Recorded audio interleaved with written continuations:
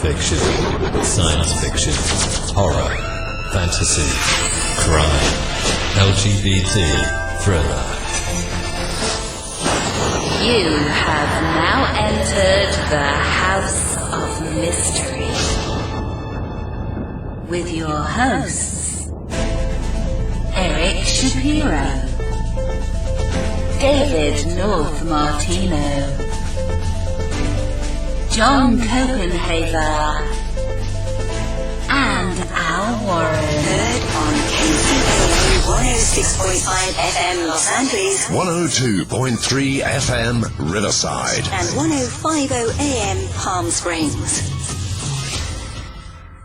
Okay, hi and welcome to my show this evening, and with me today I'm really honoured to have Gypsy Teague with me, and we're going to be having a fabulous conversation about her new book, which is The Witch's Guide to Wand, which is doing absolutely amazingly, and really trying to understand from and educate myself really about the use of wands, what they are, what do they mean to people, why we might need them, how they might be used, and then to look at that in the wider context of, I suppose, how the public domain and films depict wands and whether or not that's an accurate depiction and what the public take from that.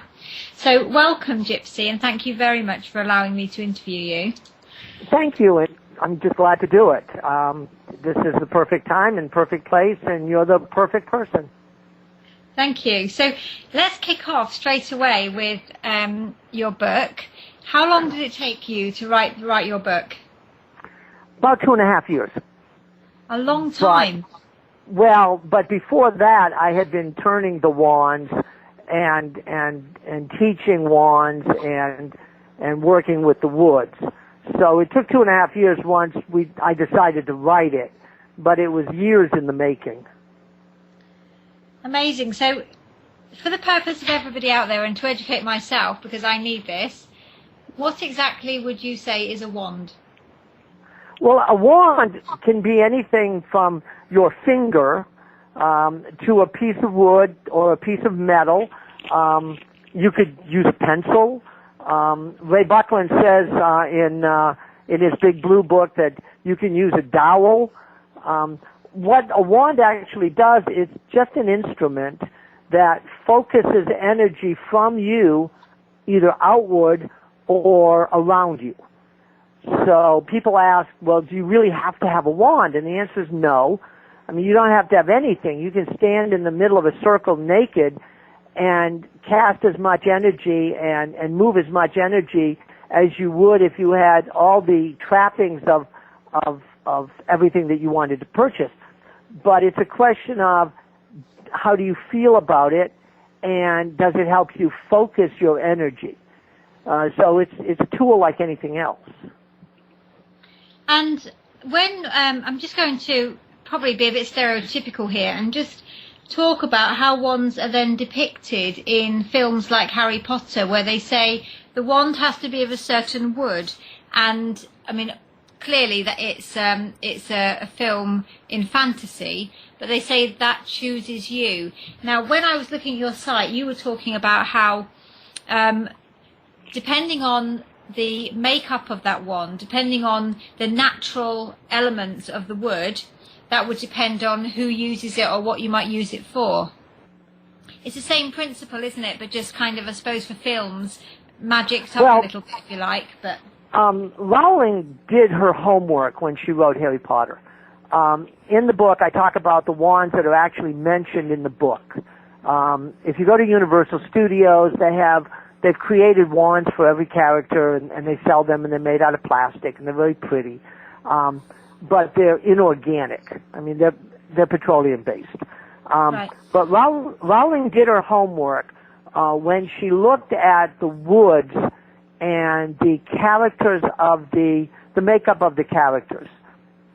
She also got it pretty much spot on when she said that the wand picks the wizard. Now, I don't use the word wizard, I use the word witch, but it really is the same thing. A lot of people will call me and they'll say, I want to buy a wand over the internet, or I want this wand or that one, and then they get very angry when I won't sell them a wand that they haven't actually touched. because a wand really does have to have a working relationship with the user. So if anybody listening out there, please, whatever you do not buy a plastic wand, and do not buy a wand from anyone that is not standing in front of you so that you can actually feel the wood and the reception that you're going to get. Now, to your second half of the question, yes, every wood has a specific energy, and every wood has a specific use.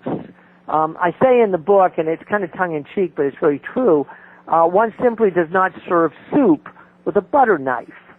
Yeah. You have a specific utensil to serve soup. You have a specific utensil to cut meat. You would not take one knife and one spoon and hope to serve 8 people at a sit-down dinner. It's the same with wands. If you want protection, you use one type of wood. If you want love, healing, you use another type. If you're defending, you use one type. If you're offending, you use another. So the book goes into all the different woods and their magical characteristics so that it's not unusual to have 3 or 4 wands depending on what you want to do. Now, and I know I'm hijacking this question, but this is not my first rodeo, so I know what's coming next. A lot of people will say, well, why can't one wand do everything? Yeah. And my answer to that is one wand can do everything. However, no wand does everything well. Okay. So if I thought, right, I would like to own a wand for myself, how would I go about understanding what wand I might need prior to contacting somebody like yourself who makes them? Why? Okay, let's start this dialogue and we can give it to your listeners. What do you want? We run into each other at a show because I don't sell them over the internet. And you walk up and you say, I want a wand. The first thing I'm going to do is say, for what? So what do you want this wand to do? Okay, and for me, in my current, I wouldn't know because I don't use a wand. So imagine if I wanted to use it to, I'm just trying to think, just to do good and to bring good fortune to people generally. Okay, then we would look at the list and the wands that I have, and I usually have about 400 wands when I travel.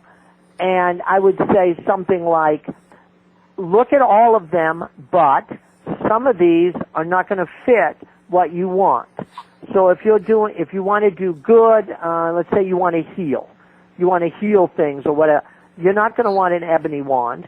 You're not going to want a black walnut wand. You're not going to want a paduk wand because those are not necessarily healing wands. So I would start by saying the healing wands are holly, willow, things like that, purple heart. And then if none of those work, you do exactly like everybody else does. You start with alder and you end with zelkova and you go through every wand until the wand that is yours tells you it's yours. I've seen people, the hairs have stood up on their hands. I've seen people, their fingers have gone numb because the wand didn't like them. The wand will tell you when it's ready. How does that happen? How do you know whether that's going to be effective for you in that moment when you're stood there at that show testing them? Magic. How's that for an answer? You know, magic. And the energy of two, I won't say beings, but the energy of two things corresponding. Okay? Right. All wands will move energy. Wood will move energy. It was living at one time. Yeah. Metals, and there's a section of my book on metals. Metals will move energy. If you don't believe that, drop a copper wand between 2 live wires and watch what happens. So all these things move energy. Well, so does the body. We are nothing but electrical energy with acetylcholine. So all of our synapses are run by energy. So if you look at one energy runs at one level and the other energy runs at possibly a different level, well then maybe those aren't going to correspond. The trick is to find the two levels that match. And when it works, you'll know it. I've had people like you that say, well, I don't use a wand. And it's like, okay. And the next thing I know, I'm selling them a wand because they'll say something like, oh my God, I picked this up and this is the first one and this is it. And look at the hairs on my arm, or I can feel this. Or some people will look through all 400 wands and find nothing because it's not their time. Okay. So, can it be a mixture of woods? Would it ever be a point where do you make wands out of 2 or 3 woods at a time because they bring different things to the equation, or do you? No, I do hybrids, and one fun story is I have a soccer coach that I know that has me do a hybrid wand of zebra wood and yellow heart, and I do a new one for him every year. And yellow heart is very good for causing other people to lose interest and go away. Basically, they just quit. And zebra is very good for escape, speed, or movement in large areas. And he has come up with this idea, and it works because he's got a winning team, that if you put the two together, he will go to the field before the other team shows up, and he'll cast a circle around the field that his team will do better if that's the will of the gods, and the other team will do whatever they do. And at times it seems to work. But he's convinced that his team wins as much from his coaching and their skill as the fact that he wills the other team to lose interest, not play as well, and go home. So yes, you can do hybrids. And so I suppose a skeptic there would argue the point that if you're putting that in terms of will of the gods, so my team will now do really well as long as that's within the will of the gods because I'm using this wand, well, the will of the gods would surpass the wand anyway, wouldn't it? Because if it's the will of the gods, that's a bigger force, surely. Yes. However, and here's the other side of that would be, the wand acts as a telephone, and you put in a call to whatever god, and you say, hey, how about some help down here? Well, isn't the wand a connection between energies? And so then if for those people who are maybe Christian beliefs, or they would pray. Yes. So is the wand a necessity, I guess, is what I'm asking, because a depending on a wand is never a necessity. A wand is a luxury, or a wand is an instrument. Being a recovering Catholic, when you go into Mass, you have your prayer beads, your rosary, you have your crucifix. You pray on your rosary and your crucifix. Now, do I really need a rosary and crucifix? Or can I just pray to God? Do I need to light a candle or a divinity, or can I just pray? I mean, it's the same thing. It's what do you believe will work for you? Yeah. And many people believe that the wand is an extension of their physical form. It helps them focus energy. It helps them visualize. Other people use an athame. So they use their ritual knife. Other people just use a finger. So it almost becomes a belief or a religion in its own right, doesn't it? Then, because your belief is that is something that is a mode of conversation between you and spirit. Well, isn't any religion just a belief? If you look at any religion. I agree completely. And if you look logically at any religion, and you take faith and belief out of it, none of it makes sense. The Greeks believed that Zeus came down and knocked up a maiden in the form of a swan. The maiden was named Leda, and Leda and the swan. The Christians believed that a divine God came down, and for lack of a better term, forced himself on a virgin and created a child. Now, some would say that's rape on either one of those instances.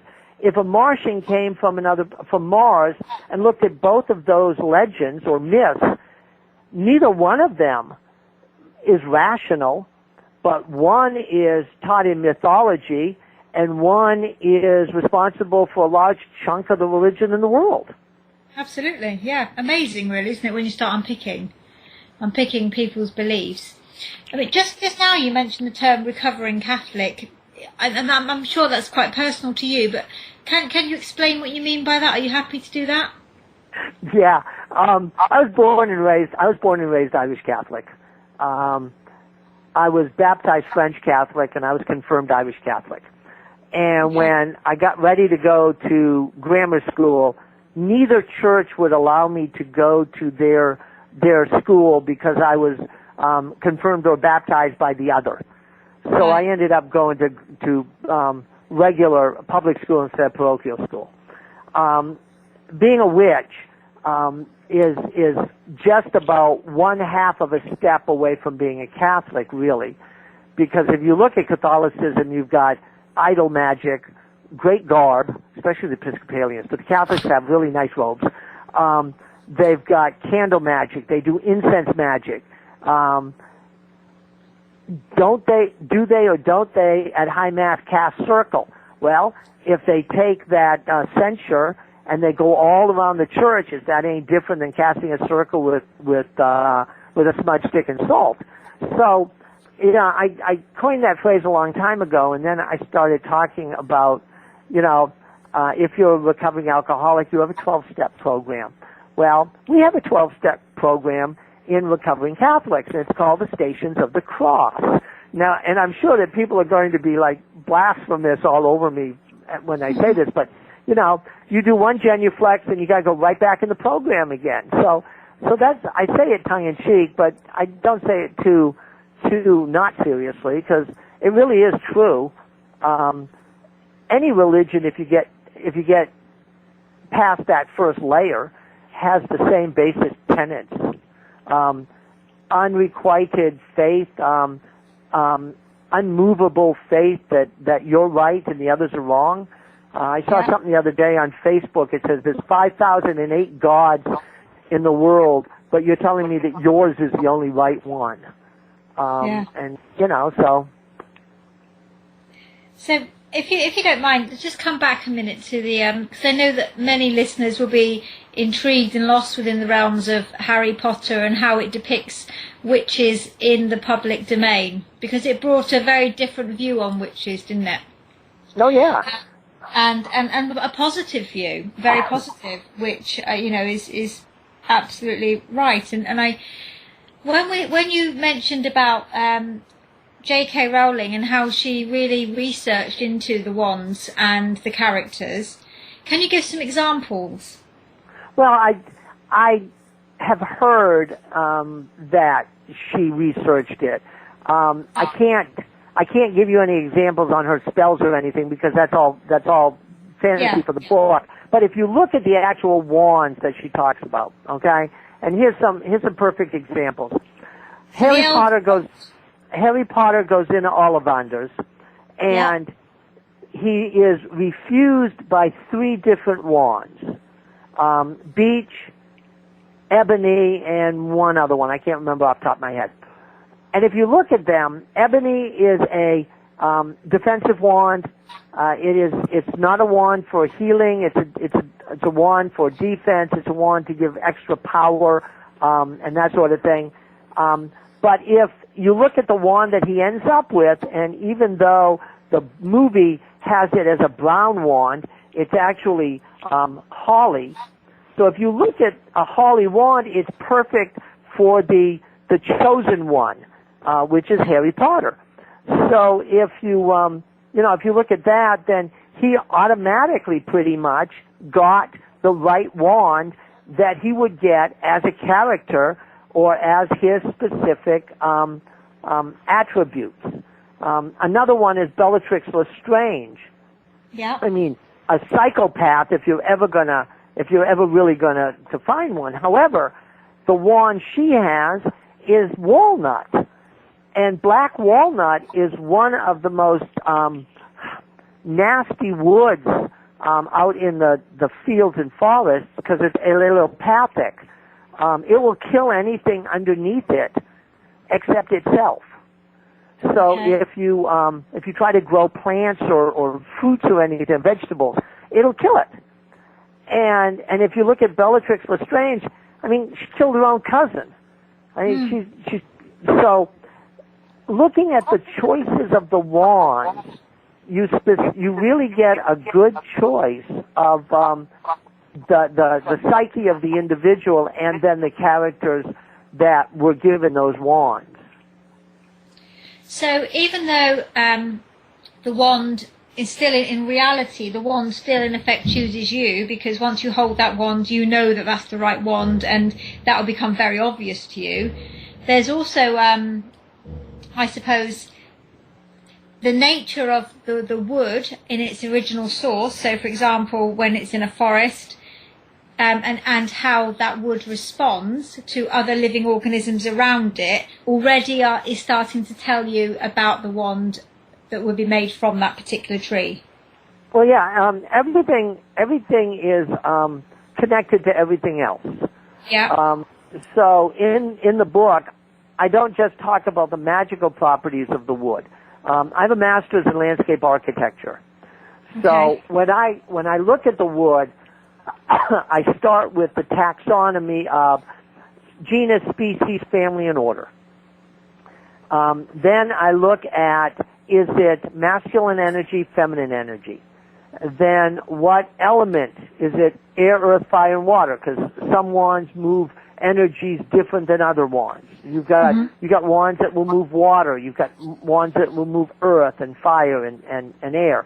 And then I look at what gods and goddesses throughout the world are the patron gods and goddesses of this specific wood. Then, and people will say, well, what does this, here's a piece of wood, what does it do? Well, I don't know until I talk to it. Then I look at what is the wood. I mean, where does it grow? How does it grow? What does it look like? How does it work? I mean, is it heinous to try to work with tools, or is it friendly when you're trying to make a wand out of it? I mean, some woods, when I get ready to make wands, I know I'm going to have a fight. I know I'm going to fight for hours. Other woods, I know it's going to be nice and clean sailing.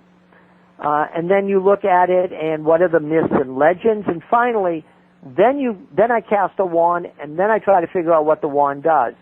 I've got a number of woods that I sell that I've got them, but I won't tell you what they do yet because I'm not sure what they do. So they're in a special rack that if somebody wants them, I say, this is what I know about the woods.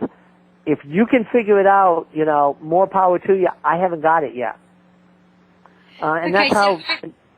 Yeah. I'm a medium, Gypsy, so would there be a particular wood that you would say automatically, if I came up to you and we met at a show after doing this interview and introduced myself, and you knew me in terms of I'm a medium, I run my own radio show, etc., etc., would there be straight away in your head an indication of a wand that would suit myself at that moment, although that has to obviously go through that kind of face-to-face matching process with the wand choosing the person, would you have an indication of where to start? Because out of 400 wands, that's huge. So where would we start? I would probably start with either sycamore or sapele. Sycamore is really good for divination. Yeah. And that sort of thing. And sapele, spelled with an S, is also good for divination, and it's good for visioning. So it's good for working outside the ether. And then it depends on whether or not, when you act as a medium, whether or not you contact the other side, whether you work with the dead and dying and that sort of thing. Because hawthorn is also good for dealing with the dying. So you've got that wood also.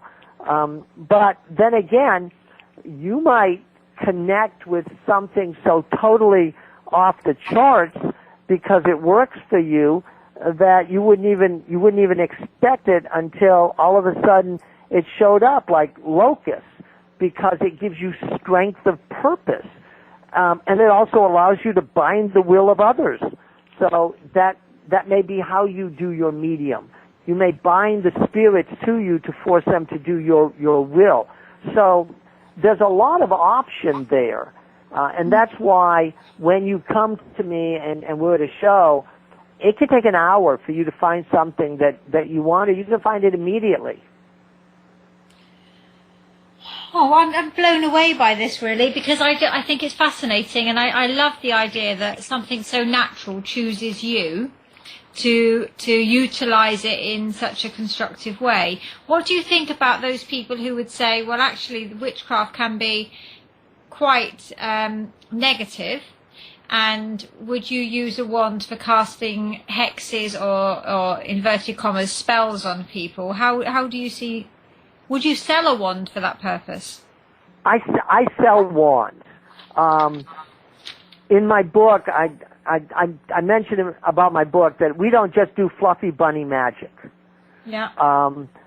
I sell poison ivy wands that cannot be used for anything positive.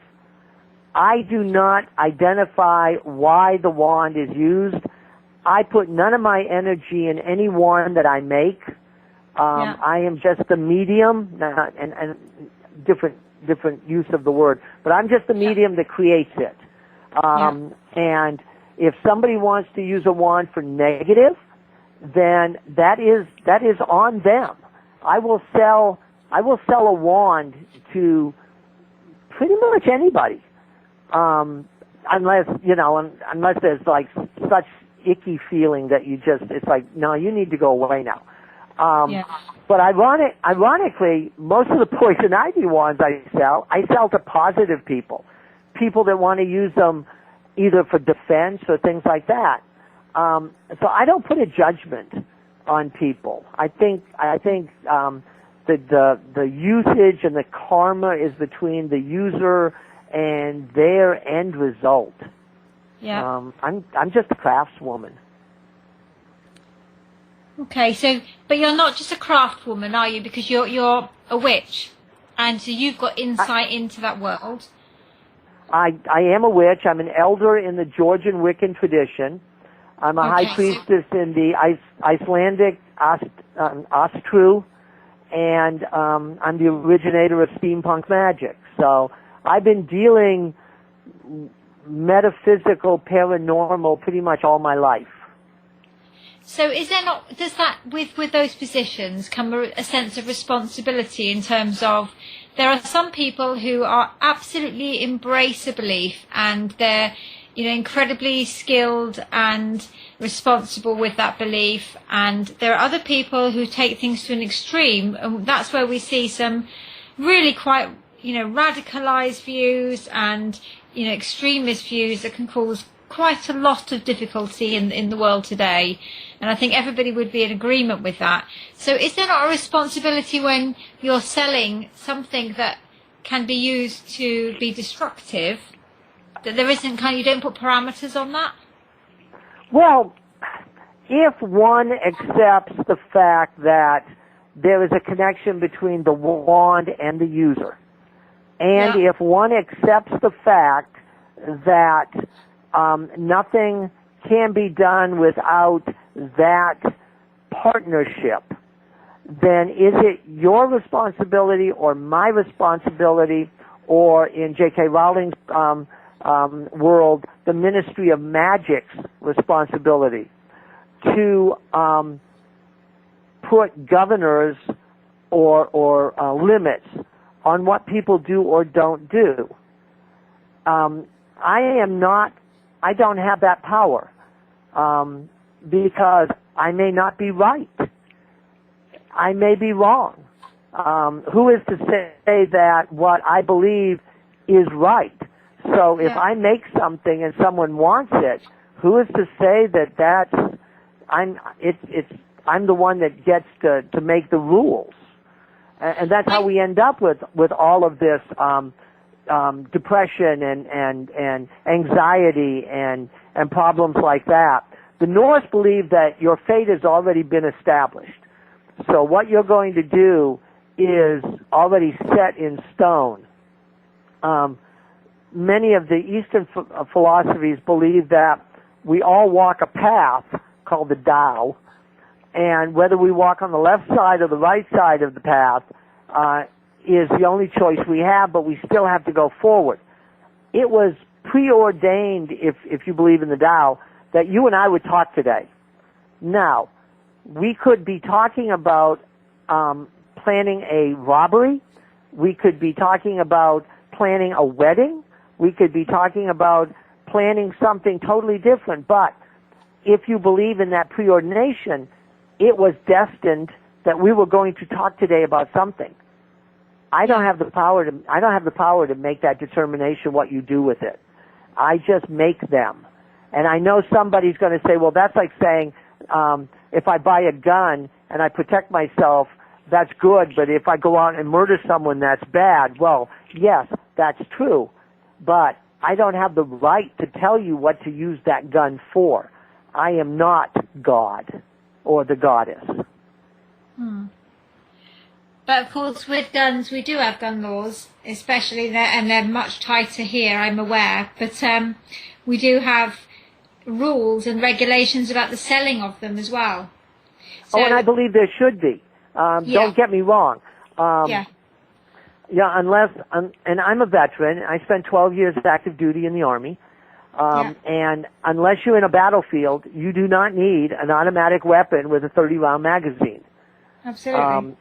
However, it's what I believe is not necessarily what everybody else believes. And so if there's, and we make a joke about it, it's called wand escalation. You know, I buy a holly wand, and then you buy a wand, and then I buy a Paduk wand because you're casting something at me, so you get a black walnut wand. And so then I get an ebony wand, and you get a poison ivy wand. You know, and then I make a hybrid, then you make another hybrid. You know, everything can be carried to the extremes. Okay, and in the films in Harry Potter, there's a lot of talk about the Elder Wand. What are the properties of an Elder Wand? Well, see, here again, Rowling got it pretty right. The history of the Elder Wood, and I sell flame box Elder Wands, and they're gorgeous and they're wonderful, and they deal with fairy magic. But in the Victorian times, and when sailors would go and leave home, they would leave a branch of an elder tree with their wife or mother in case their ship went down, their soul was not lost. So an elder wood is very good for protection of your soul, and it's also very good for working with fairy magic or the fairy realms. So did she get it close to right? With the whole Horcrux theory of Yeah. Now, is there one wand, you know, it's when I get to the Elder Wand in my lectures, I go, well, this is the Elder Wand, the most powerful wand in the world. With this, you can be invincible. Well, no, you can't. It's another wand. It's good for what it does, but there is no one wand, just like there is no one ring to guide them, you know, or bind them. In Tolkien's Nibelungering ideas. So. Oh, I find it fascinating. I could talk to you for hours and hours, Gypsy. Thank you. And because I think it's something that interests me. It's something that I feel quite strongly about in terms of how witches and magic is portrayed. I think there was something incredibly lovely about those films that brought it into reality and into children's lives, but without being frightening. It was, very normal. This little lad was going through this very normal process, and I like that. I like the way it's kind of then integrated within our society in a positive way. I know there's been lots of difficulty in the States recently in terms of the murders and attributing that to witchcraft. What's your take on that? There's a lot of stupid people out there. I'm sorry. I'm sorry. This is for all the good that we have in our country. We are wrapped up in this pseudo-Puritan philosophy that people don't even understand who the Puritans were or why they came here in the first place. So there's a lot of repression. There's a lot of internal repression. There's a lot of external repression. And people fear what they don't understand, and they fear anything that isn't like them or the other. You know, I used to teach English before I became a librarian, and there's always the other. You know, you've got the protagonist and the antagonist, and the antagonist is always the other, the different one. And you always have the TV shows like that. I think one of the problems that Rowling had in the United States with all the Harry Potters starting out was they did not portray witchcraft in a negative light. And so if they didn't portray it negatively, then, oh my, it might be positive. And then what do we tell our kids when we've convinced them that hell and brimstone and fire and everything, and if they don't pray 3 times a week and go to church, they're going to go to hell. And there's that problem. So we've got a lot still to fix over on this side of the pond. And I'd like to think that it's going to get fixed, you know, soon, but I'm not going to hold out on that. But it's interesting that I read somewhere that Wicca is the fastest growing religion in the United States right now. I don't know if that's true, and I would wonder, considering the Tea Party and the uber conservative people, but there is hope at least. You know, every time a witch becomes a witch, or every time somebody saves a plant or adopts a puppy or plants grass or flowers, there's just one more chance for the earth. Definitely, and I think over here, we don't, although we've got a huge history of witchcraft in, you know, when we go back, you know, years and years and years, hundreds of years, and we have, you know, a lot of historical buildings and places in the UK. We're very lucky and fortunate to have those, and some of those are very much affiliated with witchcraft. It's still not deemed to be, I think, as negative as it is in the States, from what I'm picking up. It's part of, it's not, you don't hear it in the news, you don't hear any negative reports. It's either not completely out there yet in terms of people don't really believe it to be actually happening, or they don't believe the numbers of people who are following Wicca. Or, I don't know, but you don't hear about it. And as a medium, I travel around the UK, I talk to many different people, and I never get asked about witchcraft, which surprises me. I also lead a paranormal investigation group, and unless we're at a historic site affiliated with witchcraft, you know, many moons ago, I still don't get asked.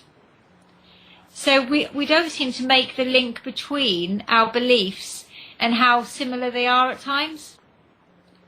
Now, the problem over here on this side is there's a non-historic or mistaken historic view on Christianity. Everybody thinks that Christians are one thing and Satanists are witches, not understanding that Satanism was started by Christians. It was started by 3 pissed-off Icelandic bishops. They couldn't get what they wanted from the Icelandic church, so they started praying to Satan. And when I explain that to people or whatever, and they say, "Well, are you a Satanist?" It's like, no, I can't be a Satanist. I'm not a Christian. And that turns it over. It's like, you're the only religion that believes in Satan. You believe in Satan, so therefore you're the only one that can be a Satanist. Witches can't be Satanists. And so it's meeting them in the middle. But everybody's afraid over here right now. They're afraid of race. They're afraid of gender. They're afraid of orientation. You've gone through it. You're a lot older than we are as a country. Europe's a lot older than we are as a country. I've lived in England. I've lived in Europe. and I've lived in the Far East, so I've seen older countries and how they deal with things, natural resources, prices, cost, men, women, children. It's all handled differently because you've got an extra 1,000, 1,500 years on us. You know, you can trace yourself back to the Viking expansion and before that to the Picts and the Celts coming up from Persia. We're lucky if we can go back 300 years. And people don't even want to admit that the Vikings were here in Lance Meadows because that interferes with the fact that, oh my God, we might be older than we are or something. So there's a lot of fear and there's a lot of misunderstanding, and a lot of people don't want to know. They're happy being ignorant. You see that a lot over here too, where they dumb down education. They want to ignore science. They want to ignore global warming. They want to ignore evolution instead of coming to terms with things like that. So it's going to take, a long time before this ever comes to pass. And I'm absolutely, I hope you don't mind me asking the next question, Gypsy, and just tell me to shush if you do. You've mentioned, teaching English. You've mentioned being a veteran and spending 12 years in the army. You've mentioned then moving to being a librarian. And it's such and of course you're incredibly educated. And how do you do all those things and then come to making wands? I don't sleep. What was the life events that got you to where you are today? Because it's an amazing story. So. Oh my God, it's everything. I started out being voted least likely to succeed out of 550 kids in my high school class. But then I was getting ready to be a black belt in judo. Went to school, wanted to be an English teacher, went in the military, got commissioned in the military. I'm a captain in the United States Artillery. I've got 5 masters, so I've gone to school for like forever. I've logged, I've waited tables, I've poured steel, I've worked in a tannery, I've built houses. But everything I've ever done has been with the earth. I'm a Yankee. I'm from New Hampshire, and everything I've ever done has been with the earth in mind. So I grow things, I build things, I recycle things. So everything I've ever done has led me to what I do now. And how did I end up doing it? I have no idea. Someday, if I'm lucky enough to end up in Freya's Hall, I will ask her, or I'll get to ask one of the Norns what they had in store for me. I figure something is still out there that I've got to do. But I do what I do. I retire in 2 years, and I'll be doing shows, and I also own a company, and I make everything, but I make 10th century Icelandic farm products. So I make travel boxes and buckets and knives and axes and swords and drop spindles and nostra pins for yarn and all that sort of thing. So I've always built. I've always created. I've got 23 books out. But I've always wanted to leave a legacy. And I've always wanted to make a difference. So yeah, I don't sleep much. I don't know what it's like to stop. Well, I'm pleased you're not stopping, Gypsy, because I certainly, I know we've got to come to an end for this interview this evening, and I'm really disappointed that we are, and I would love like a segment 2, an episode 2 with you, because I just think there's so much more that you've got to give in terms of knowledge and understanding to listeners. Would you be happy for that? Would you be happy to undertake? I would love to do it. Yeah, I would love to do it. I love talking to people, which is why I became a teacher. I still teach. Even being a librarian, you get to teach. So that's what I do. Fantastic. I mean, I'm just so looking forward to it. Thank you so much for your time today. I mean, it's been really so interesting. You wouldn't believe it. I'm enthralled, and can't wait to speak to you again. Let me give a plug first, because my publisher says I have to. The book is available at Amazon UK or anything. It's also available online. Yeah. However, please, if you're going to buy the book, go to your local bookstore, either down in Wapping or somewhere down in, if you live out in Cardiff or something. I mean, even if you live somewhere out in Whitby or something, go to your bookstore, shop locally, find your pagan supply store or your local bookstore. If they don't have the book, put your hands on your hips and say, well, why not? But it's The Witch's Guide to Wands, and if you want to write to me, my email is in the book, and I'm always available to answer questions. And I really hope we get to talk again. Me too, Gypsy. It's been a pleasure. So just to recap, that's The Witch's Guide to Wands, and it should be available in all major bookstores within the UK. But if it's not, support your local bookstore first. If not, then obviously it's widely available online and at Amazon.